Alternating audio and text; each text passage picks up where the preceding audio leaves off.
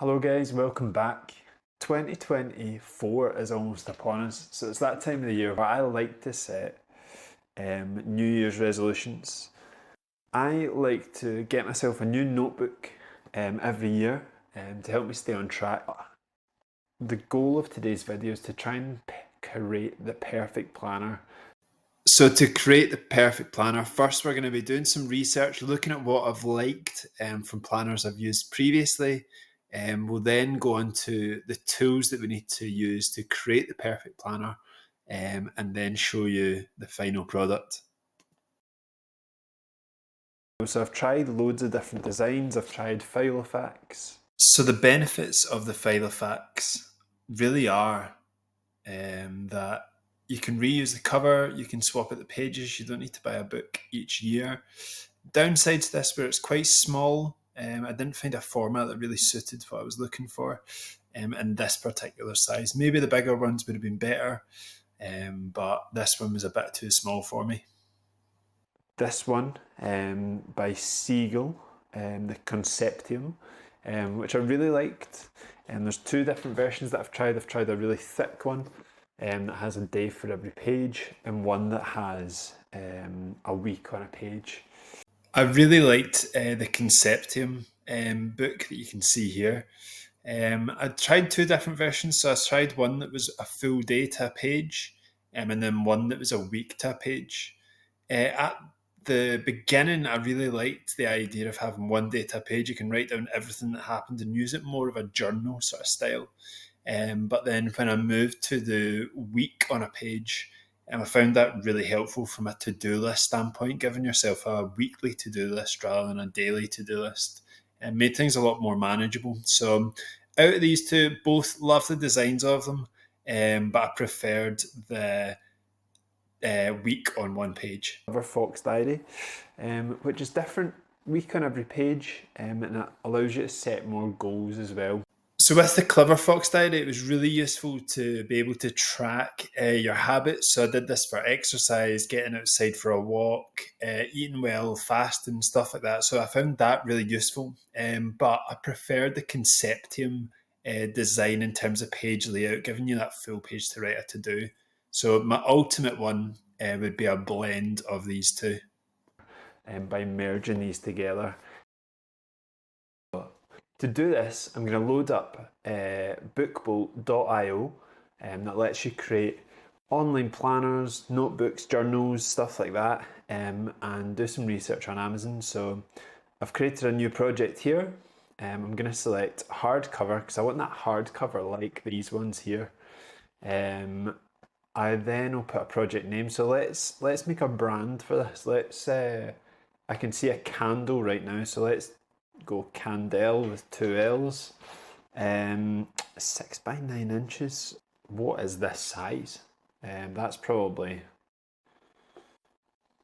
yeah, let's stick with 6 by 9 here.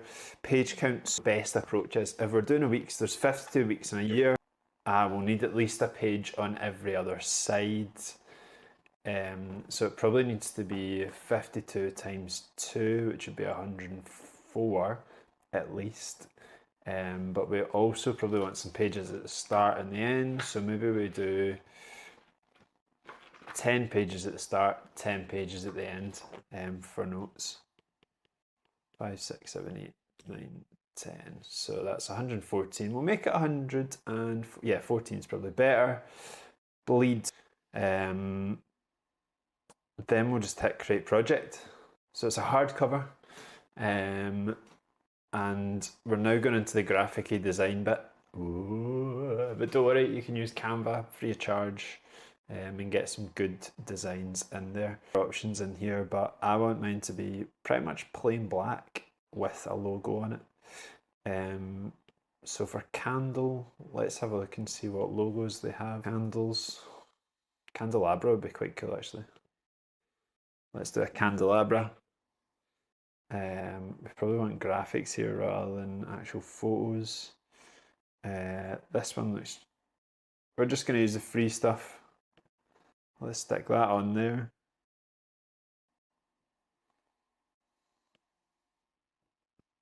We will make the rest of this black at the moment.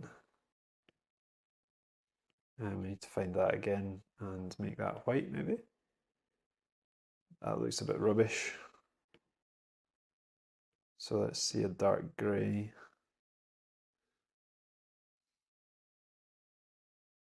That doesn't look too bad, to be fair. Let's make sure that's in the middle.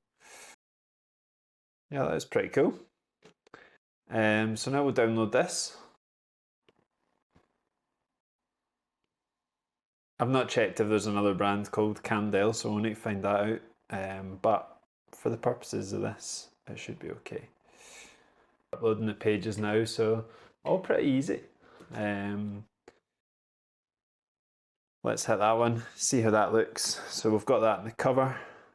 I wonder if we can just make this element. So we solidly got a cover, which is great to see. So I want the first to be note pages. So ideally like bullet journal style. I like this one here. So we'll do that. We'll do that. We'll do that. We'll do that. So that's the first 5 pages, and the last 5 pages should be like that as well. 1, 2, 3, 4, 5. So we've got some space for notes on either side. I don't really care about the dot pixels, so let's submit here. Some space for notes. I want the next set of pages to have like a weekly plan on them. So let me do, I don't want, is that the sort of style I'm after? I mean, it's not too bad. So we've now got 1, 2, 3, 4, 5. So the first page would be 6, then 8, 10, 12, all the even pages basically. We will just hit the defaults, let's just set the defaults, see what that looks like, and then we'll move on. Dots again, so you can use like a to-do list. That's probably the most useful, I'd say. So let's go into page templates. We then want to get away from the weekly planners. And dots is probably the most useful. Just personal preference. So let's select, really matter, as long as I don't overwrite anything interesting at the end.